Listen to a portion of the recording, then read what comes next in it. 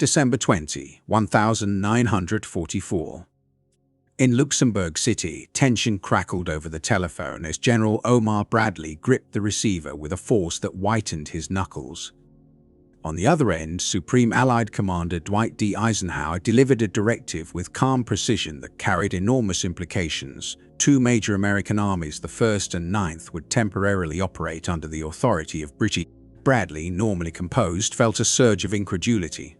"I cannot answer to the American people for this decision," he exclaimed. "I must resign." Eisenhower's reply was deliberate and unwavering. "Brad, the responsibility to the American public rests with me, not you. Your resignation changes nothing." Bradley lingered for a moment, offering one final objection before falling silent. This confrontation occurred amid the chaos of Hitler's Ardennes offensive, yet it reflected far more than a single operational decision. It highlighted 3 years of growing American frustration with a British officer who seemed determined to assert his supremacy over the Allied command. Bernard L. Montgomery, celebrated victor in El Alamein and widely esteemed in Britain, had become a polarizing figure among Allied leaders. For American commanders, the pressing question was not about battlefield tactics, but about the coalition itself. Why, in a fight for survival against the Third Reich, were internal personalities causing as much tension as the enemy?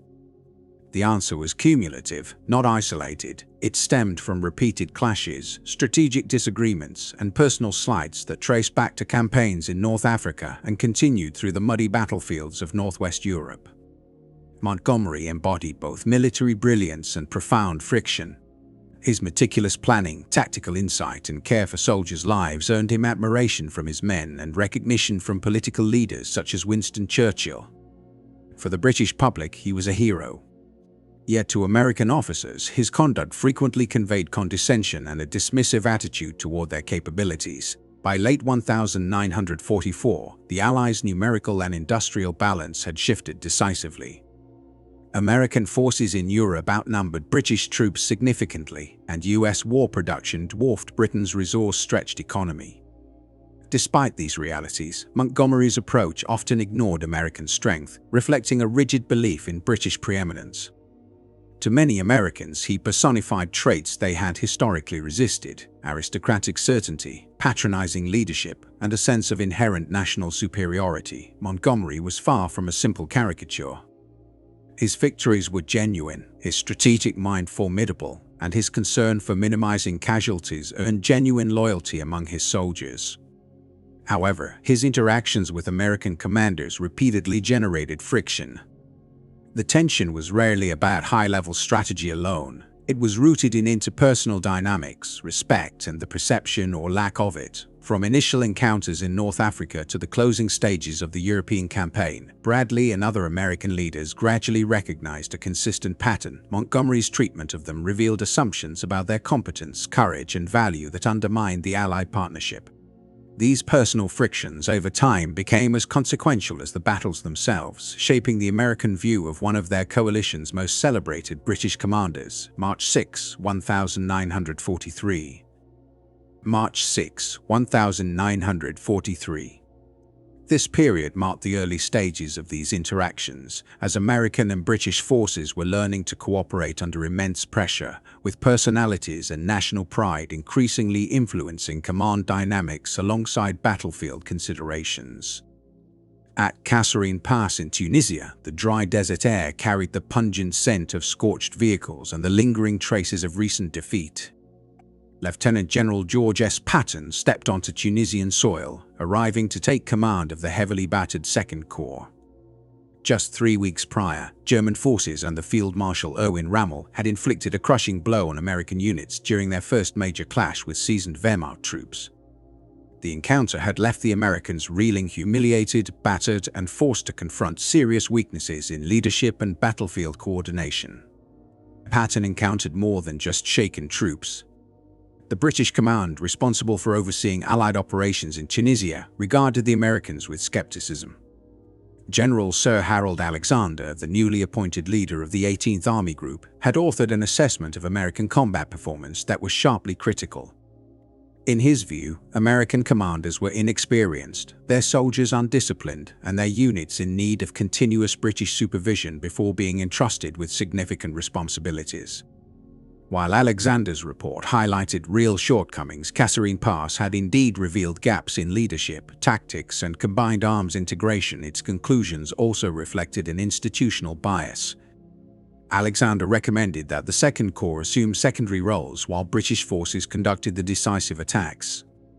Patton immediately recognized the stakes. The upcoming campaign was not only a chance to defeat Rommel but also an opportunity to demonstrate that American forces could operate on equal footing with their British allies. His personal notes from this period underscore both his frustration with British assumptions and his determination to assert American competence through decisive action. Montgomery, leading the British Eighth Army from the east, embodied the attitudes Patton found most objectionable. Having secured victories across North Africa, he commanded the respect of his troops through meticulous planning and effective use of superior material. His approach emphasized minimizing unnecessary casualties while maintaining operational success, yet his confidence suggested he alone possessed a true understanding of modern desert warfare and that Americans had much to learn. These assumptions shaped Alexander's strategy for the final Tunisian campaign. Montgomery's forces would deliver the primary attack against the Mareth Line, the German defensive positions in southern Tunisia, while Patton's Second Corps would engage in diversionary actions, drawing enemy attention away from the main British thrust. The operational plan made tactical sense. Montgomery's veterans were well practiced in anti-armor operations, whereas Patton's formations were still developing combat experience. Yet the plan also reinforced a perception that would persist throughout the war. British forces in the spotlight, Americans relegated to support roles, with the credit disproportionately favoring British commanders and the achievements of American troops largely overlooked. On March 17, 1943, Patton initiated his advance toward El Ouattar. His orders combined practical guidance with an unmistakable push for bold leadership. He insisted that officers lead from the front and that American soldiers display the same aggressiveness that had marked their contributions in World War I. The mission was clear. Second Corps would prove its mettle as a capable combat force. The subsequent engagement at El Ouattar offered a clear testament to Patton's approach. Through determined and audacious action, American units demonstrated skill, resilience, and tactical initiative, establishing their credibility as a formidable component of the Allied effort in North Africa. On the morning of March 23, elements of the German 10th Panzer Division descended from the mountain passes into the valley, launching a coordinated dawn offensive intended to overwhelm American positions. The German commanders anticipated rapid success, but the outcome defied their expectations. American artillery units, meticulously arranged to create overlapping zones of fire, unleashed concentrated barrages that inflicted severe losses on the attacking tanks. Meanwhile, American tank destroyers were strategically positioned to capitalize on natural terrain features, engaging German armor at distances that minimized the effectiveness of the panzer units' tactical advantages. By the close of day, the valley was strewn with wrecked German vehicles, and the 10th Panzer Division had been decisively halted. This marked a significant moment. American forces had, for the first time, successfully repelled a seasoned German armored formation in continuous combat. Yet, the triumph carried a shadow of frustration. General Alexander's headquarters, preoccupied with Montgomery's operations against the Maratha Line, paid little heed to the accomplishments of the American Second Corps. British staff officers continued to issue detailed orders to Patton, often micromanaging operations in a manner that suggested lingering doubts about American capability. More disconcerting, Alexander frequently priorities in ways that seemed designed to keep the Americans in a supporting role rather than pursuing independent goals. Patton's units were ordered to advance, then pause, to attack with armor, then lead with infantry. These repeated adjustments disrupted operational momentum and underscored the perception that Second Corps existed largely to facilitate British plans rather than pursue its own objectives. When Montgomery eventually launched his main assault on the Maratha Line on March 20th, initial progress was slow against well-prepared German defenses. Demonstrating operational flexibility, he reoriented his efforts toward an outflanking maneuver. While effective, This adjustment consumed valuable time, allowing German forces to establish new defensive positions. By the time the Eighth Army finally penetrated the line, the chance for a swift, decisive pursuit had already passed. Meanwhile, the American Second Corps maintained steady pressure in central Tunisia, forcing German commanders to divert reserves from Montgomery's sector. American units achieved incremental gains, capturing objectives and inflicting casualties, but these successes received minimal attention in British reports. In contrast, Montgomery's breakthrough was extensively publicized, while the contributions of Patton and his forces were largely overlooked. During the victory parade in Tunis on May 20, 1943, attended by General Eisenhower, Alexander, and French General Henry Giraud, public narratives emphasized British and French for U.S. commanders. The Tunisian campaign offered critical lessons beyond battlefield tactics.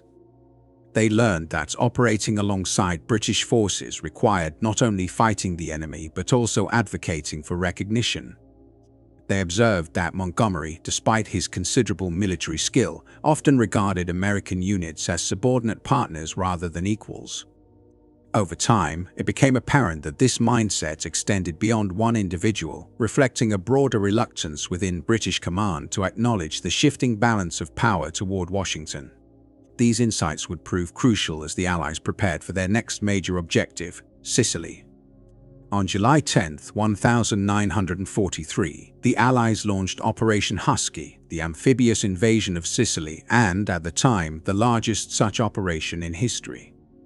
Under cover of darkness and amidst heavy seas, forces from the British Eighth Army, commanded by Montgomery, and the American Seventh Army, under Patton, stormed the island's beaches from Cape Scaramia to Syracuse. The operation tested Allied coordination as rigorously as it challenged Axis defenses. Planning for the invasion had been contentious from the outset. Initial proposals called for widely dispersed landings to secure multiple ports quickly, facilitating supply for follow-on operations. Montgomery opposed this approach, drawing on his North African experience, which convinced him that concentrating forces offered the best chance of success and that dispersing troops risked piecemeal defeat. On April 24, 1943, he presented his alternative plan: consolidate all landings in southeastern Sicily, tasking the Eighth Army with a direct advance toward Messina, the island's northeastern port and gateway to Italy. This plan met resistance from Air Marshal Arthur Tedder and Admiral Andrew Cunningham, responsible for air and naval support. Concentrated landings would leave numerous Axis airfields operational, creating significant threats to the invasion fleet.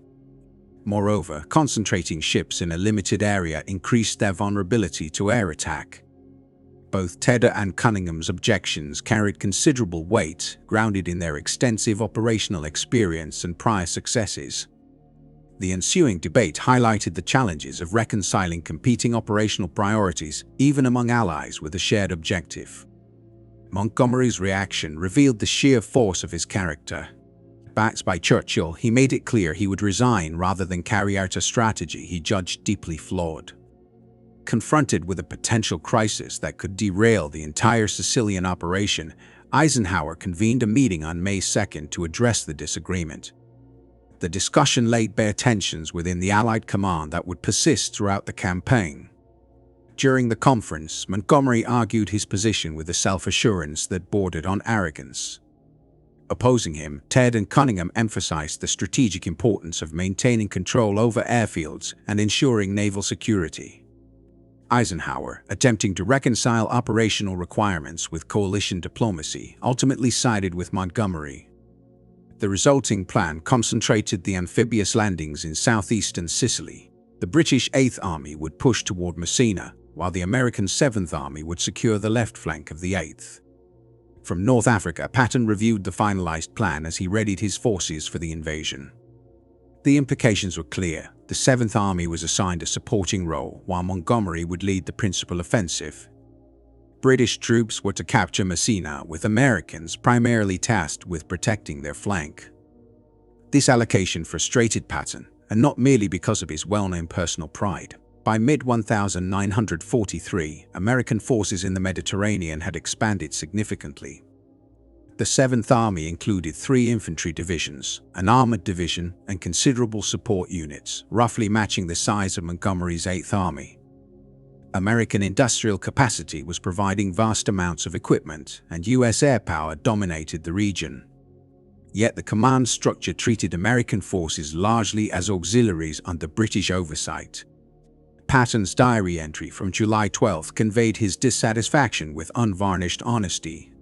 Alexander and his entirely British staff had briefed the 7th Army on the operational plan, a plan that, in Patton's eyes, effectively excluded Americans from any role in capturing Messina. He observed bitterly that Alexander, commanding both British and American units, had no American officers on his planning team. "What fools we are," Patton wrote, recognizing that American political decisions had institutionalized the marginalization of U.S. troop forces. Despite challenges, the landings on July 10 proceeded with relative success, though airborne operations were chaotic. British and American paratroopers were widely scattered, and many perished when gliders crashed into the Mediterranean. By dawn, both armies had established beachheads and began moving inland. Initial resistance from Italian coastal units collapsed rapidly. German counterattacks against Gela Beach, where Patton's forces landed, were repelled through a combination of naval gunfire and determined infantry action.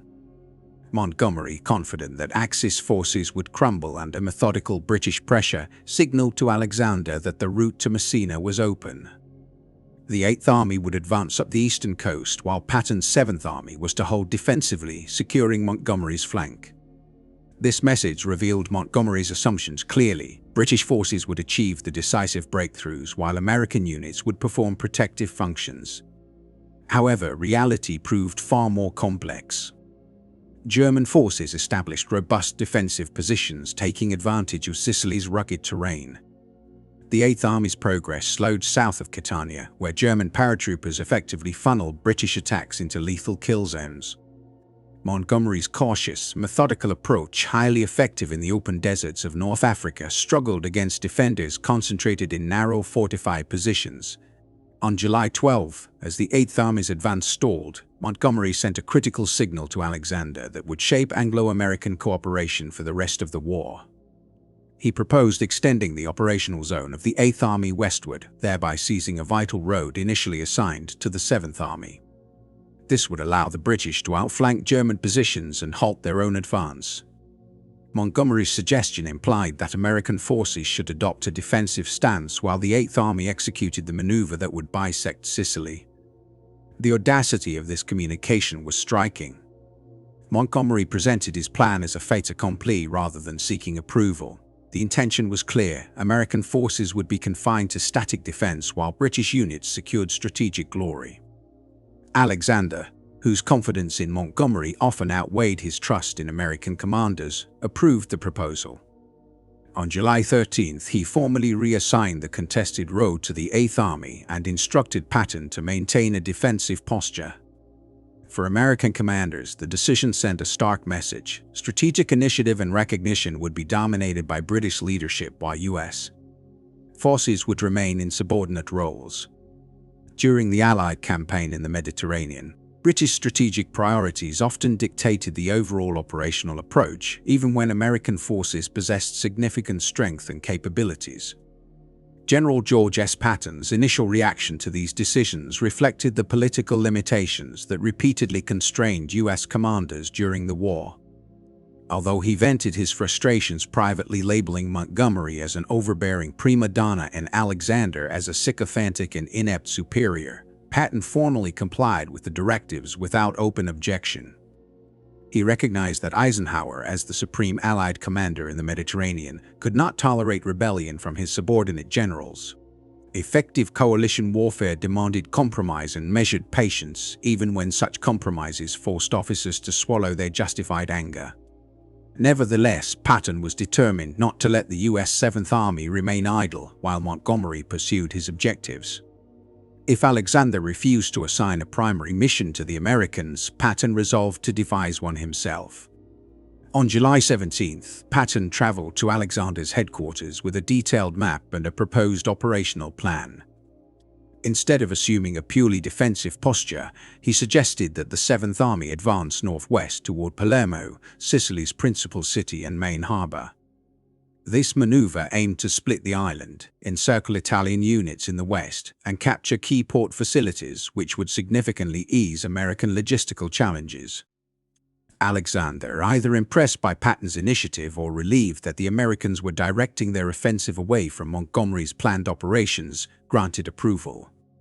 This decision marked a turning point in the Sicilian campaign. The initial plan had envisioned a single British thrust along the eastern coast, supported by American defensive operations. With Patton's plan, the Allies now conducted 2 simultaneous drives. Montgomery pressed toward Messina from the south and east, while Patton's 7th Army advanced rapidly to Palermo and then turned east along Sicily's northern coastline toward Messina. What began as a strategic adjustment quickly evolved into a contest of speed and prestige between the two Allied commanders. Patton, eager to demonstrate American military effectiveness and to reach Messina ahead of Montgomery, pushed his forces with exceptional intensity. The 7th Army's rapid advance through challenging terrain surprised both Allied and Axis observers. By July 22, and only 12 days after the initial landing, American troops entered Palermo, capturing Sicily's largest city and its critical port. Meanwhile, Montgomery's 8th Army continued to face entrenched German defenses south of Mount Etna, advancing at a cautious and deliberate pace. The Germans, recognizing that Sicily could not be defended indefinitely, had already begun preparations for a withdrawal to the Italian mainland. At this stage, the central question was no longer whether the Allies would secure Sicily, but which Allied formation would reach Messina first and claim the symbolic triumph. The race highlighted both leadership styles and operational philosophies. Patton demanded relentless momentum from the 7th Army, pushing soldiers, engineers, and support units to extremes of endurance. American engineers repaired infrastructure swiftly, while infantry units traversed mountainous terrain and extreme heat with remarkable speed. In contrast, Montgomery's 8th Army, confronting seasoned German forces in defensively advantageous positions, proceeded methodically. British officers, trained to preserve manpower and resources, were unwilling to accept high casualties in exchange for faster progress. This contrast reflected broader cultural and strategic differences between the two nations' militaries. The United States, with vast reserves of manpower and industrial resources, could tolerate greater tactical risks and sustain higher casualties. Britain, having been engaged in continuous conflict since 1939 and facing depleted resources, had less flexibility, yet the rivalry also had a personal dimension. Montgomery, through public statements and private correspondence, consistently implied that his 8th Army's objectives were more significant and challenging than those of Patton's forces. From Montgomery's perspective, the American capture of Palermo was strategically minor, involving weaker Italian units and less critical terrain, whereas his own troops faced hardened German defenders. American commanders, however, interpreted such assessments as an expression of long-standing British condescension. Similar attitudes had been evident in previous campaigns, including Tunisia, where American accomplishments were often downplayed and difficulties attributed to inexperience. U.S. officers perceived British respect as conditional, granted primarily when American forces operated under British guidance and toward British-defined goals, rather than as recognition of independent American competence. This perception underscored ongoing tensions in coalition command and highlighted the complex interplay of strategy, national military culture, and individual ambition during the Mediterranean campaigns. On August 17, 1943, elements of Patton's 3rd Infantry Division reached Messina hours ahead of the British forces. Although the 7th Army technically secured the objective first, the victory highlighted deeper tensions within the Allied command structure. The moment underscored the fragile and often strained relations between American and British leadership. Montgomery's public response was a careful blend of politeness and subtle minimization. He offered formal congratulations to Patton while drawing attention to the obstacles faced by the 8th Army, suggesting that the outcome owed more to geographical circumstances than to American proficiency. British newspapers echoed this perspective, celebrating the 8th Army's engagements while framing the American advance as relatively unchallenging and peripheral.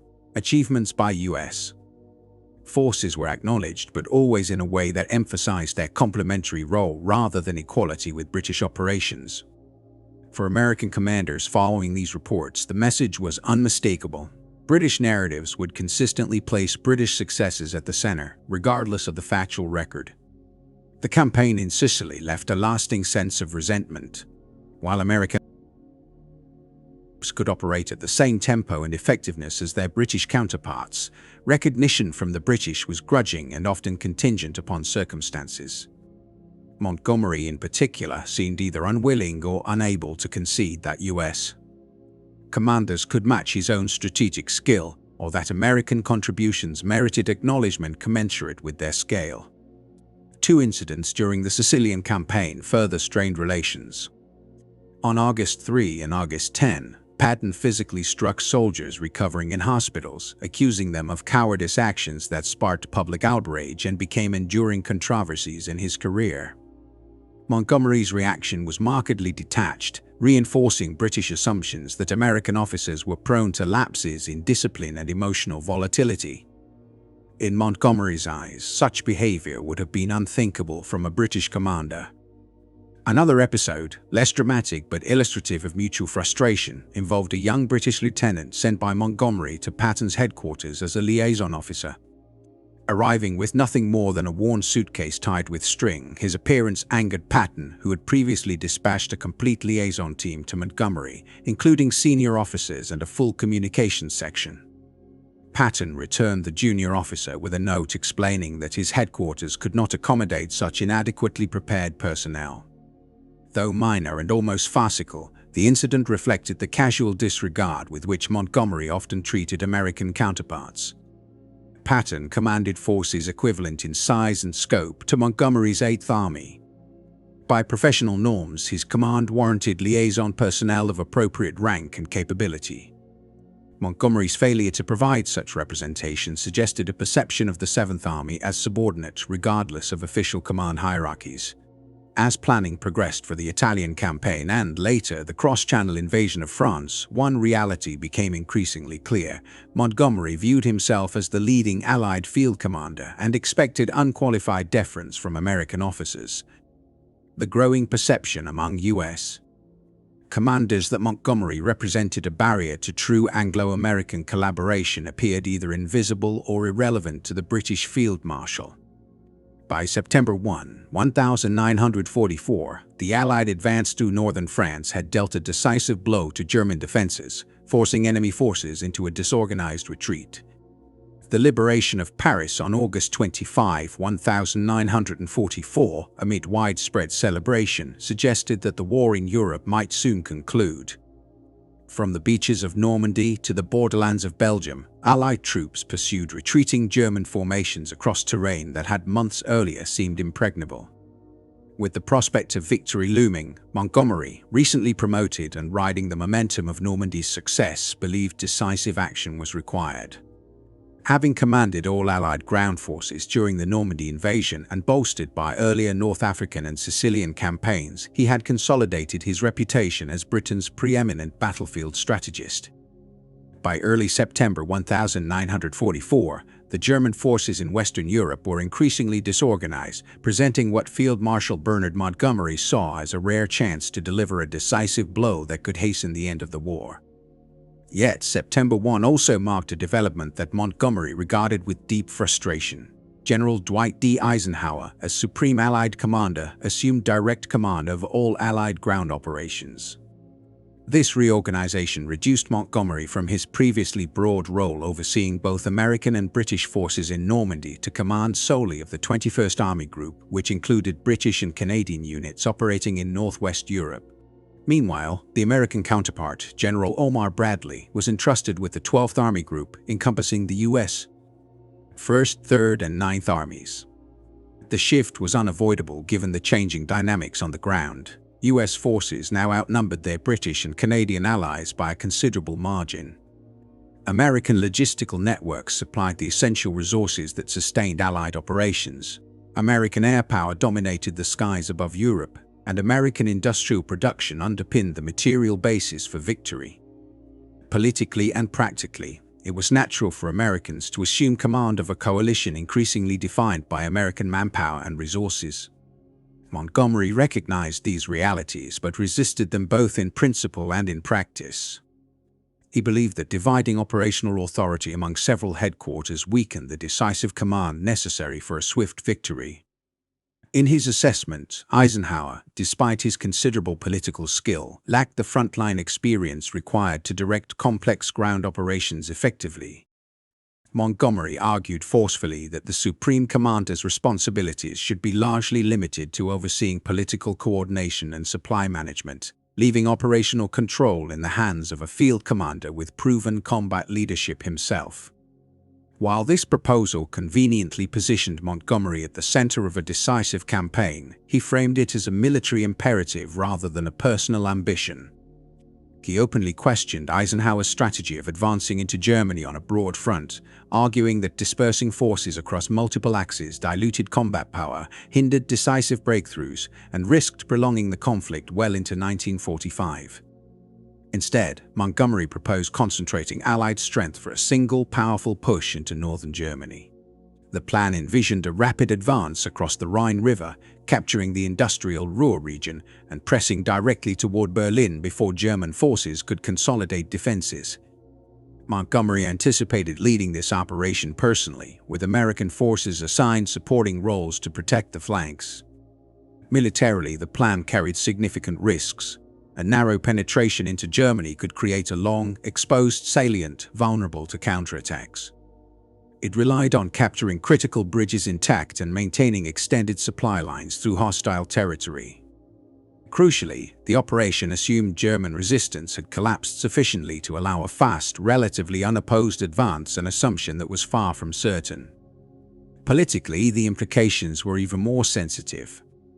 Montgomery's plan effectively asked American political and military leaders to subordinate their forces to British command for a mission that could place British units in the spotlight for the war's decisive victory. In doing so, he requested that American troops act primarily as a shield while the British led the climactic push. Implicitly, the proposal challenged Eisenhower's authority, asking the Supreme Commander to cede operational control to a subordinate who openly questioned his strategic judgment. Eisenhower, navigating the delicate balance between operational necessity and coalition politics, ultimately sought compromise. He did not approve Montgomery's entire northern thrust, but granted him prioritized supplies and authorized a limited operation to capture key bridges over the Rhine in the Netherlands. This plan became known as Operation Market Garden. It called for 3 airborne divisions to seize bridges at Eindhoven, Nijmegen, and Arnhem, followed by a rapid advance of ground forces to establish a bridgehead over the Rhine and prepare for further operations into Germany.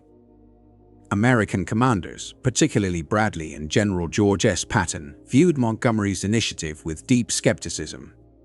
Once again, they saw a pattern in which British forces pursued glory while American units were relegated to support roles. The operation demanded supplies that could have fueled ongoing American advances in central France, yet Montgomery insisted on preferential treatment. Patton, leading the Third Army in eastern France, reacted with anger when he learned that critical fuel allocations were being redirected to the British Field Marshal. His forces had demonstrated in August that aggressive, fast-moving American operations could achieve rapid territorial gains far beyond the cautious approach favored by British commanders. Bradley, typically more diplomatic than Patton, shared the growing frustration among his subordinates. Montgomery pressed for resources, emphasizing potential disaster if denied, and largely secured the support he sought. Coalition politics, Bradley recognized, ensured that British demands received attention, even as American forces constituted the majority of the combat power. On September 17, 1944, Operation Market Garden commenced, representing the largest airborne operation in military history to that point. Over 35,000 paratroopers from both American and British units were dropped or glided into Dutch territory to capture key bridges before German forces could destroy them. The British XX Corps moved north along a single highway with the objective of linking up with the airborne units and securing the corridor. Despite careful planning, the operation quickly ran into severe difficulties. German resistance, logistical challenges, and the inherent risks of advancing along a narrow route combined to frustrate the campaign, ultimately resulting in a comprehensive failure to achieve its objectives. Intelligence reports had indicated the presence of German armored formations near Arnhem, the northernmost target of the operation, yet these warnings were largely disregarded. When airborne units were deployed, they landed significantly away from their designated objectives, giving German forces precious time to organize a coherent defense. The single major roadway through the region quickly became a deadly bottleneck, preventing British armored divisions from advancing rapidly or maneuvering off the road, which was flanked by treacherous marshes. Far from collapsing under pressure, German defenders stiffened their resistance as Wehrmacht commanders recognized the gravity of the threat and hurried reinforcements to the scene. At Arnhem Bridge, British paratroopers led by Lieutenant Colonel John Frost held one end of the structure under relentless assault for several days, anticipating relief that never arrived. Meanwhile, the XXX Corps, repeatedly checked by German counterattacks and unable to circumvent demolished bridges, never succeeded in reaching Arnhem. By September 25, when the operation was officially abandoned, the Allies had suffered more than 17,000 casualties, including killed, wounded, and captured soldiers. Of these, roughly 6,400 were paratroopers who had landed at Arnhem, most of whom were now dead or prisoners of war. The operation had failed completely. The Rhine remained firmly in German hands, and the Netherlands' defensive network only became more entrenched. The rapid advance that had seemed unstoppable at the beginning of September ground to a halt amid Dutch fields and along a route later dubbed Hell's Highway by the British. The opportunity to conclude the war in 1944 evaporated entirely, marking what would become the most severe strategic miscalculation in Montgomery's career. American leaders reacted with a mixture of vindication and frustration. Generals Patton and Bradley had previously opposed Operation Market Garden, arguing that its hazards outweighed any potential gains. They contended that the forces and resources committed to Montgomery's plan would be more effectively used in continuing the American push into Germany. Their objections had been overruled due to political pressures and Montgomery's unwavering insistence on the operation's necessity. Now, with the disaster undeniable, American commanders felt a grim sense of validation, but their satisfaction was overshadowed by anger at Montgomery's subsequent handling of the aftermath. Rather than acknowledging the operation's failure, a campaign he had both conceived and directed, Montgomery publicly described Market Garden as largely victorious. He highlighted the capture of bridges at Eindhoven and Nijmegen and emphasized the liberation of parts of Dutch territory while portraying Arnhem's failure as a minor hiccup in an otherwise successful operation. Such claims were astonishingly misleading. The central aim of Market Garden had been to secure a bridgehead over the Rhine, a goal that was entirely unmet. Over 17,000 Allied soldiers had been lost for no strategic advantage, yet Montgomery framed the outcome as a triumph, reshaping reality through sheer force of personality. American commanders quickly recognized the pattern. Montgomery consistently portrayed successes as entirely his own, while attributing failures to insufficient resources, flawed support, or the mistakes of others. Personal accountability was conspicuously absent. This behavior, while rooted in vanity, revealed a deeper issue, a striking inability to conduct honest self-assessment, which posed a real risk to Allied cohesion even as his tactical proficiency remained valuable. Later, as Allied operations slowed to grinding advances against reinforced German positions, Montgomery openly criticized Eisenhower's strategy. He argued that the broad front approach squandered the chance for a decisive blow, insisting that, had his plan been fully implemented with the resources he requested, the war could have ended sooner. In reality, Montgomery had already received substantial material and manpower for Market Garden. Its failure stemmed from flawed planning, misjudged intelligence, and a severe underestimation of German capabilities, not from a lack of support. Nevertheless, Montgomery reframed operational errors as missed opportunities caused by others' strategic short-sightedness. For American leaders, this narrative reinforced the impression that Montgomery would never admit personal error. Failures were always someone else's fault. Successes were his alone. This pattern suggested not mere pride but a deeply ingrained inability to face uncomfortable truths, a trait that threatened Allied unity despite his undeniable competence on the battlefield. By December 16, 1944, the Ardennes region of Belgium became the stage for Germany's final major offensive in the West. At dawn, German forces struck with total surprise, targeting thinly defended American positions and aiming to split Allied armies while seizing the port of Antwerp. The assault created a pronounced bulge in the Allied front, giving the ensuing engagement its name, the Battle of the Bulge. For 10 days, the outcome remained uncertain as German spearheads pressed toward the Meuse River, threatening to fragment Allied lines and extend the conflict indefinitely. The battle ultimately represented both a high point and a controversy in Montgomery's career. Militarily, his performance was highly effective. On December 20, when Eisenhower transferred command of the U.S. 1st and 9th Armies to him, Montgomery quickly imposed order on the chaotic defense, positioning British reserves to secure vital crossings over the Meuse and coordinating counterattacks. His leadership during this crisis demonstrated the qualities that had earned him Britain's trust and respect. Yet Montgomery's conduct after the battle provoked lasting resentment. On January 7, 1945, with German forces retreating and Allied victory secured, he held a press briefing ostensibly to praise American troops and defend Eisenhower. Instead, the session became a showcase for self-promotion disguised as gracious acknowledgement. While initially lauding the courage and performance of American soldiers, Montgomery soon shifted focus to his own decisive actions, portraying them as the pivotal interventions that had rescued the situation. In doing so, Montgomery reinforced a pattern that had emerged repeatedly. Operational success amplified his reputation, while setbacks were reframed as a result of external failings. His tactical skill remained unquestionable, yet his post-battle conduct highlighted the personal and political dimensions that complicated Allied command dynamics, leaving a legacy of both admiration and frustration.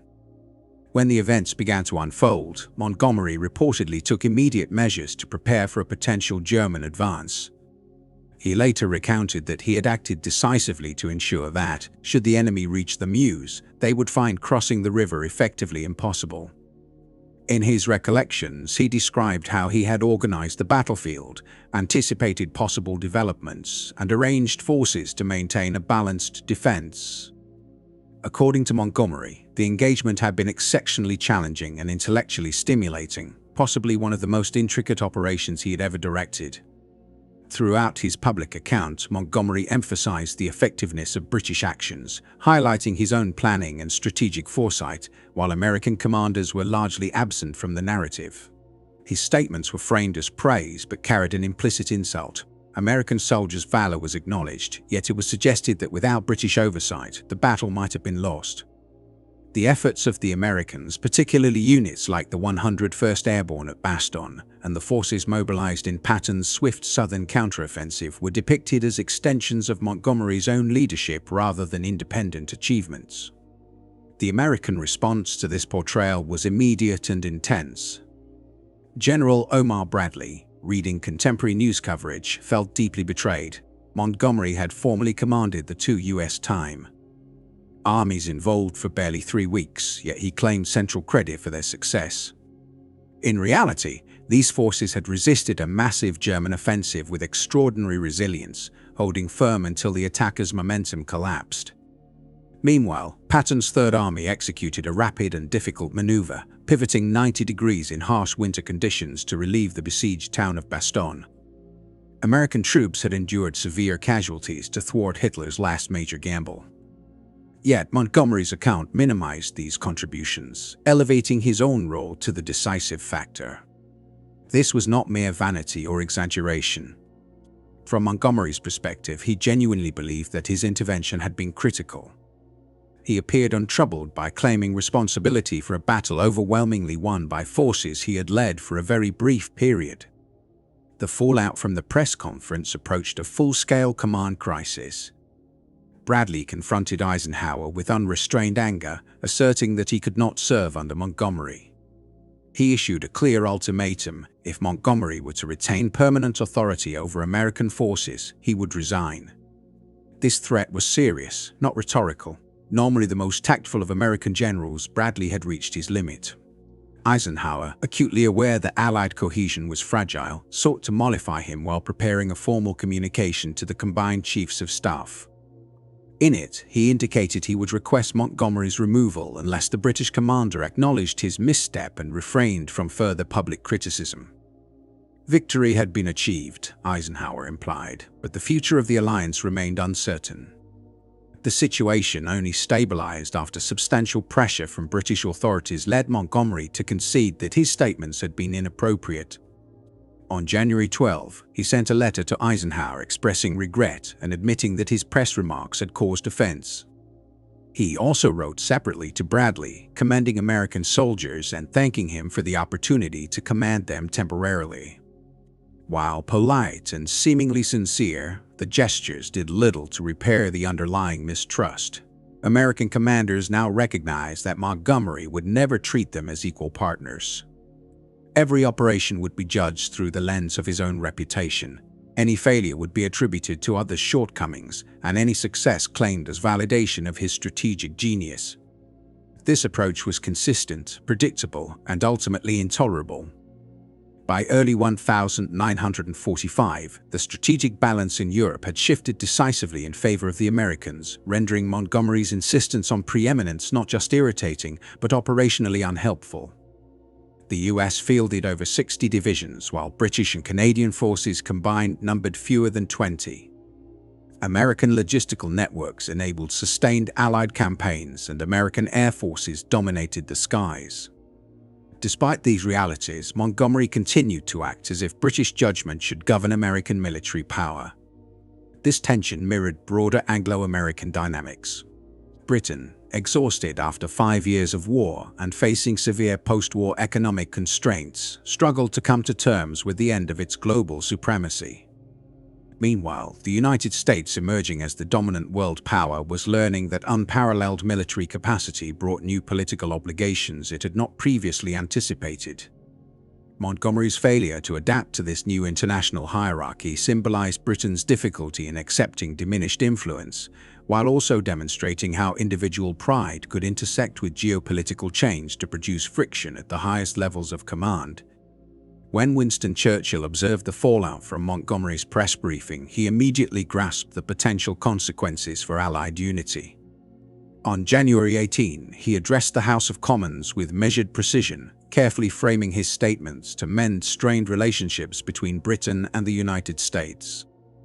Churchill emphasized that the Battle of the Bulge was fundamentally an American operation, achieved through American effort and destined to be remembered as a remarkable USS accomplishment. He acknowledged that British units had played a supportive role, as was appropriate for coalition partners. This intervention was both a diplomatic necessity and an acknowledgement of strategic reality. The remaining operations in Europe would increasingly be shaped and executed by American forces. Britain would contribute meaningfully to these campaigns, but it was the United States that would drive strategic decisions, command field operations, and, by virtue of numerical and operational dominance, receive most of the recognition.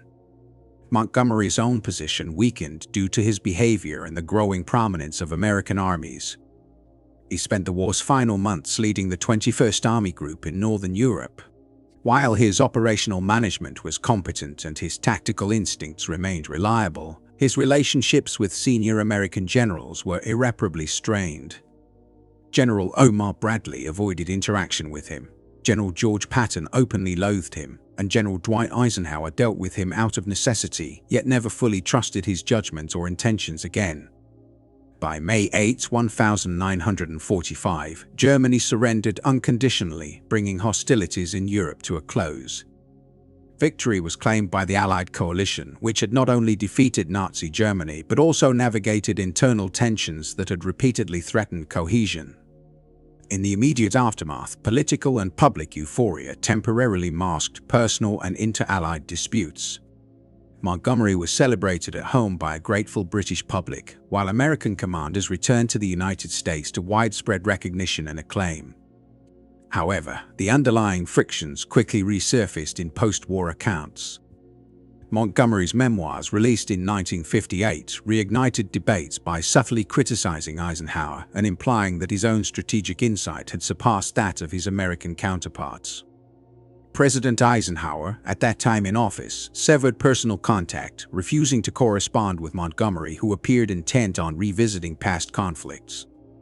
Bradley's 1951 memoir provided a detailed record of moments in which Montgomery's actions had complicated Allied plans. Patton's posthumously published diary further exposed his deep contempt for the British general. Drawing from these first-hand accounts and official documentation, American historical analyses have tended to portray Montgomery as highly skilled yet personally difficult a commander whose abilities were unquestionable, but whose temperament and behavior undermined coalition cohesion. British historians, however, have countered these critiques. They argue that American generals underestimated Montgomery's meticulous approach, his insistence on minimizing casualties, and his sophisticated grasp of large-scale strategy. His record speaks to a series of successes. He never lost a major engagement after taking command in North Africa, and his thorough planning contributed decisively to the success of D-Day. Supporters suggest that American frustrations stemmed from envy of British professionalism and discomfort with British military traditions. Discussions over Montgomery's legacy have persisted for decades after the deaths of the war's major figures. Scholars continue to debate the extent of his contributions, whether American criticisms were justified, and how individual personalities influenced military coordination. Some conclude that Montgomery was a brilliant commander whose skills were ill-suited to the collaborative demands of coalition warfare. Others contend that American leaders, comparatively inexperienced, resented his superior judgment. Still others see these conflicts as inevitable friction between proud nations attempting to cooperate under extreme circumstances. Beneath all the historiographical debate lies a simpler, more concrete insight understood clearly by American commanders at the time. Bernard Montgomery, despite his exceptional talent, struggled to regard American forces as equals. Whether this stemmed from personal pride, cultural bias, or lingering British imperial sensibilities remains open to interpretation. Montgomery's behavior during the Second World War consistently strained relations among the Allied forces, introducing friction that hindered the smooth conduct of coalition operations. His interactions with American commanders, in particular, highlighted the challenges of coordinating multinational efforts under a single command. The lessons drawn from this experience resonated long after the guns fell silent. Military planners and strategists came to understand that future alliances would require structural safeguards against personal rivalries, ensuring that no individual's temperament could compromise operational effectiveness. Command systems were redesigned to guarantee fair representation among nations and to prevent dominance rooted solely in confidence, tradition, or past achievements. Moreover, American military culture absorbed a lasting skepticism toward allies who conflated partnership with hierarchy, learning to demand mutual respect rather than passive deference. For the Americans who served alongside Montgomery from the sands of North Africa to the forests and towns of Germany, he embodied a vision of leadership they had long hoped to leave behind. A lingering British assumption that American vigor needed British guidance. The youthful energy of the New World required the seasoned judgment of the Old. This belief implied that tactical skill, industrial capacity, and battlefield success alone could not substitute for a cultural hierarchy forged over centuries of British global influence. Montgomery, however, never grasped this dynamic. Even at the time of his death in 1976, he maintained that his conduct had been fully justified, his strategic judgment superior, and that his criticisms of other commanders were fair. He remained convinced that Eisenhower's leadership fell short, that American officers lacked his level of professional expertise, and that the war might have concluded sooner had his recommendations been heeded.